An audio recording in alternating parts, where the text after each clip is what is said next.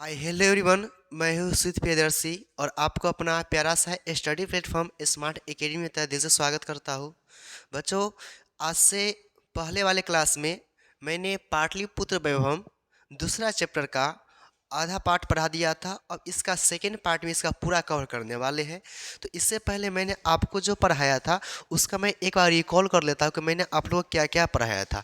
तो मैंने आप लोगों को पढ़ाया था कि बिहार राज्य की राजधानी जो है यह पटना है, और यह जो पटना है धार्मिक क्षेत्र में, राजनीतिक क्षेत्र में और उद्योग क्षेत्र में हमारे ध्यान को विशेष रूप से आकर्षित करती है। यहाँ अनेक वैदेशिक यात्री आए थे जिसका नाम था मेगा अस्नीस, फाहियान, हुएन सांग और इसिंग। ये सब विदेशी यात्री जो है पटना में आए थे। उसके बाद मैंने आपको बताया था कि दामोदर गुप्त कवि ने अपनी कुटनी मतख्य काव्य में लिखे है कि पटना की जो मिट्टी है यह तिलक लगाने योग्य है, सरस्वती का कुल गृहम यानी कि घर है, महानगर है तथा इंद्र की नगरी है। उसके बाद मैंने आपको बताया था कि परिभूत पुरंदर स्थानम की संज्ञा जो है पटना को दिया गया है। ठीक है। उसके बाद बताया था कि यहाँ पटना में अनेकों बार भगवान बुद्ध आए और उसके समय में पटना का नाम पाटलीग्राम था। क्या था नाम? तो पाटलीग्राम था। और उन्होंने भविष्यवाणी किए थे कि यह जो नगर है एक दिन महानगर होगा, लेकिन यह आग से कलह से और आग से कलह से और जल से ग्रसित रहेगा। इतना तक मैंने आपको बता दिया था। आपका यह चैप्टर रिकॉल यानी कि रिवाइज हो चुका है। अब हम इससे आगे की ओर बढ़ते हैं। तो देखिए, कलांतरेन यानी कलांतर से पाटलिपुत्र कलांतर से पाटलीग्राम ही पाटलिपुत्र कहा जाने लगा। ठीक है। समय का परिवर्तन होता है। ठीक है। और पाटलिपुत्र ही पाटलीग्राम ही पाटलीग्राम ही, ठीक है, पाटलिपुत्र कहा जाने लगा। क्या कहा जाने लगा? तो पाटलिपुत्र कहा जाने लगा। पाटलिपुत्र, ठीक है, पाटलिपुत्र कहा जाने लगा। उसके बाद चंद्रगुप्त मौर्य के समय में इस नगर की रक्षा व्यवस्था अति उत्कृष्ट थी। तो आपसे पूछा जाए कि किसके समय में इस नगर की रक्षा व्यवस्था अति उत्कृष्ट थी, तो चंद्रगुप्त मौर्य के समय में इस नगर की रक्षा व्यवस्था अति उत्कृष्ट थी। इसका जो वर्णन है यूनान के राजदूत मेगा अस्नीज ने किया है। तो आपसे पूछा जाए कि यूनान का राजदूत कौन था, तो मेगा अस्नीज था। यूनान का राजदूत कौन था? तो मेगा अस्नीज था। उन्होंने वर्णन किया है कि राजा चंद्रगुप्त मौर्य के समय में इस नगर की रक्षा व्यवस्था अति उत्कृष्ट थी। ठीक है। तो यूनान का राजदूत कौन था? तो मेगा अस्नीज। ठीक है, यूनान का राजदूत। ठीक है, यूनान का राजदूत। यूनान का जो राजदूत थे वह कौन थे? मेगा अस्नीज। ठीक है। उसके बाद चंद्रगुप्त मौर्य के समय में इस नगर की रक्षा व्यवस्था और अति सुतराम समृद्धम हो गया था और बढ़िया हो गया था। ठीक है। उसके बाद सरस्वती परंपरा के प्रवर्तक राजशेखर ने अपनी कविता काव्य मीमांसा में लिखे है कि अत्रो वर्षावि यानी कि वर्षों पूर्व पाणिनि, पिंगल, ब्याडी, वररुचि, पतंजलि ये सब पटना में आए थे, शिक्षा प्राप्त किए और संपूर्ण संसार में अपना नाम रोशन किए। तो आपसे पूछा जाए कि सरस्वती परंपरा के प्रवर्तक राजशेखर ने कौन से काव्य की रचना की? ठीक है, तो राजशेखर ने काव्य मीमांसा की रचना की। ठीक है, राजशेखर ने किसकी रचना की? तो काव्य मीमांसा। तो आपसे पूछा जाए कि यह जो काव्य मीमांसा है क्या? तो काव्य मीमांसा काव्य मीमांसा के कवि कौन है? तो काव्य मीमांसा के जो कवि है उनका नाम है राजशेखर। क्या नाम है? तो राजशेखर। ठीक है। तो इन्होंने बोला कि वर्षों पूर्व, किन्होंने तो राजशेखर ने बोला कि वर्षों पूर्व पाणिनि, ठीक है, पिंगल, ब्याडी, वररुचि, पतंजलि ये सब पटना आए थे, परीक्षा दिए थे, उत्तीर्ण हुए थे और पूरे संसार में अपना नाम रोशन किए थे। उसके बाद कहा गया है कि इस पटना में, कहा तो पटना में, यह जो पटना है, ठीक है, यहाँ वर्षों पूर्व पाणिनि, पिंगल, ब्याडी, वरुचि, पतंजलि ये सब आए थे, शिक्षा प्राप्त किए थे, ठीक है, और अपना नाम क्या किए थे तो रोशन किए थे, ठीक है। उसके बाद कहा जाता है प्राचीन संस्कृत ग्रंथों में, प्राचीन संस्कृत ग्रंथों में और पुराणों में पटना का जो नाम है कुसुमपुर, कुसुमपुर या पुष्पपुर देखने को मिलता है, ठीक है। प्राचीन संस्कृत ग्रंथों में तथा पुराणों में, प्राचीन संस्कृत ग्रंथों में तथा पुराणों में पटना का जो नाम है पुष्पपुर या कुसुमपुर, पुष्पपुर या कुसुमपुर देखने को मिलता है। तो आपसे पूछा जाए कि प्राचीन संस्कृत ग्रंथों में तथा पुराणों में पटना का नाम क्या प्राप्त है, तो प्राचीन संस्कृत ग्रंथों में और पुराणों में पटना का जो नाम है पुष्पपुर या कुसुमपुर है। क्या नाम है तो पुष्पपुर या कुसुमपुर है, ठीक है। तो प्राचीन संस्कृत ग्रंथों में, ठीक है, प्राचीन संस्कृत ग्रंथों में, संस्कृत ग्रंथों में तथा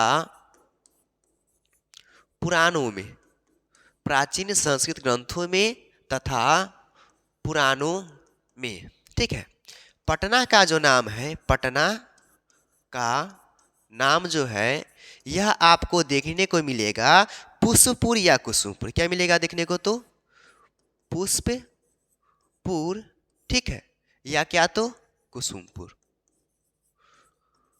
कुसुमपुर। तो आपसे पूछा जाए कि प्राचीन संस्कृत ग्रंथों में तथा पुराणों में पटना का नाम क्या प्राप्त है, तो पुष्पपुर या क्या तो कुसुमपुर।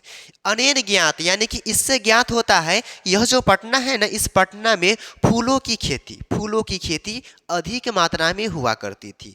इससे ज्ञात होता है कि हमारे पटना में फूलों की खेती जो है ना अधिक मात्रा में हुआ करती थी, ठीक है। जिससे क्या निकला तो पाटल पुष्पा नाम, ठीक है, क्या निकला तो पाटल पुष्पा नाम, ठीक है। उसके बाद इस पटना में गुप्त वंश के शासनकाल में, किसके शासनकाल में तो गुप्त वंश के शासनकाल में, ठीक है, गुप्त वंश के शासनकाल में शीत ऋतु में, कौन सा ऋतु में तो शीत ऋतु में कौमुदी महोत्सव, कौमुदी महोत्सव दिखाया जाता था। तो आपसे पूछा जाए कि कौमुदी महोत्सव जो है पटना में किस ऋतु में दिखाया जाता था, तो शीत ऋतु में दिखाया जाता था। लेकिन किस वंश के शासनकाल में दिखाया जाता था, तो गुप्त वंश के शासनकाल में दिखाया जाता था, ठीक है। तो इस पटना में, ठीक है, कहाँ तो पटना में, ठीक है, किसके शासनकाल में तो इस पटना में, ठीक है, गुप्त वंश के शासनकाल में पटना में, ठीक है, पटना में, ठीक है, कौन सा वंश तो गुप्त वंश, कौन सा वंश तो गुप्त, ठीक है, गुप्त वंश, ठीक है, गुप्त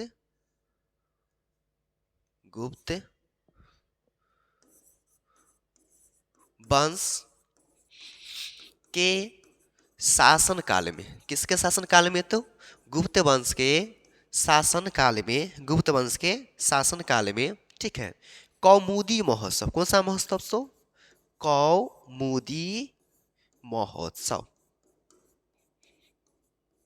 ठीक है, गुप्त वंश के शासनकाल में कौमुदी महोत्सव जो है, ठीक है, यह कौन सा महोत्सव हुआ तो कौमुदी महोत्सव प्रचलित था। कौमुदी महोत्सव क्या था तो प्रचलित था।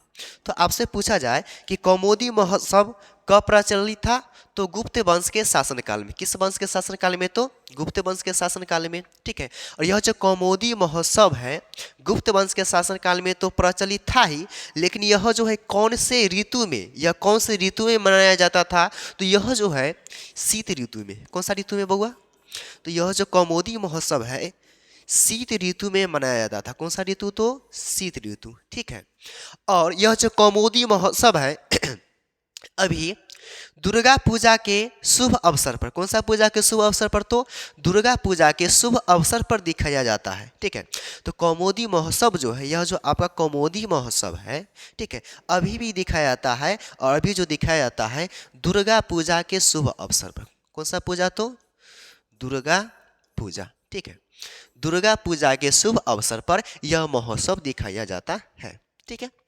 तो प्राचीन संस्कृत ग्रंथों में और पुराणों में पटना का नाम पुष्पपुर या कुसुमपुर प्राप्त है। ठीक है, पुष्पपुर या तो कुसुमपुर। पटना में गुप्त वंश के शासनकाल में कौमुदी महोत्सव बहुत ही प्रचलित था, जो शीत ऋतु में मनाया जाता था। कौन सा ऋतु में? तो शीत ऋतु में मनाया जाता था। और यह जो कौमुदी महोत्सव है दुर्गा पूजा के शुभ अवसर पर दिखाया जाता है। ठीक है, इतना क्लियर हो गई।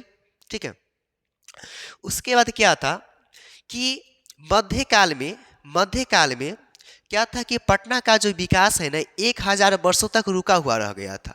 तो आपसे पूछा जाए कि किस काल में पटना का जो विकास है 1000 वर्षों तक रुका हुआ रह गया था? तो मध्यकाल में पटना का जो विकास है 1000 वर्षों तक रुका हुआ रह गया था। तो यहाँ के लोग जो थे वह बोले कि अब इस नगर की पतन होने वाली है, इस नगर की पतन होने वाली है। तो पतन शब्द से एक शब्द निकला। ठीक है, पतन शब्द से निकला पटना। तो यह जो पटना है यह शब्द कहाँ से निर्गत हुई, कहाँ से निकली? तो यह जो पटना है पतन से निकली। ठीक है, कहाँ से निकली? तो पतन से निकली। तो मध्यकाल में पटना का जो विकास है 1000 वर्षों तक रुका हुआ रह गया था। ठीक है, इस बात की जो जानकारी है, इस बात की जानकारी जो है विशाख दत्त ने मुद्रा राक्षस, कौन सा? तो मुद्रा राक्षस नामक पुस्तक में दिया है कि पटना का जो विकास है ना 1000 वर्षों तक क्या हो गया था? रुका हुआ रह गया था। ठीक है, तो आपसे पूछा जाए यदि ऑब्जेक्टिव में क्वेश्चन कि मुद्रा राक्षस, ठीक है, मुद्रा राक्षस के लेखक कौन है? तो मुद्रा राक्षस के जो लेखक है उनका नाम है विशाख दत्त। क्या नाम है? तो विशाख दत्त। ठीक है, मुद्रा राक्षस। ठीक है, मुद्रा राक्षस जो है, ठीक है, इसके जो लेखक है उनका नाम क्या है? तो विशाख दत्त है। क्या नाम है? तो विशाख दत्त नाम है। ठीक है, और इन्होंने ही कहा था कि पटना का जो विकास है 1000 वर्षों तक क्या हो गया है? तो रुका हुआ रह गया। अब यह पटना जो नगर है इसकी अब पतन होगी। पटना नगर की क्या होगी? तो पतन होगी। तो मध्यकाल में पतन से, किससे? तो पतन से एक शब्द निकला जिसका नाम क्या हुआ? तो पटना। तो पटना यह जो है कब प्रसिद्ध हुआ? तो मध्यकाल में। ठीक है, तो पटना शब्द की उत्पत्ति कहाँ से हुई? तो पटना शब्द की उत्पत्ति जो है, ठीक है, यह होती है पतन से। कहाँ से होती है? तो पतन से। ठीक है, कहाँ से होती है?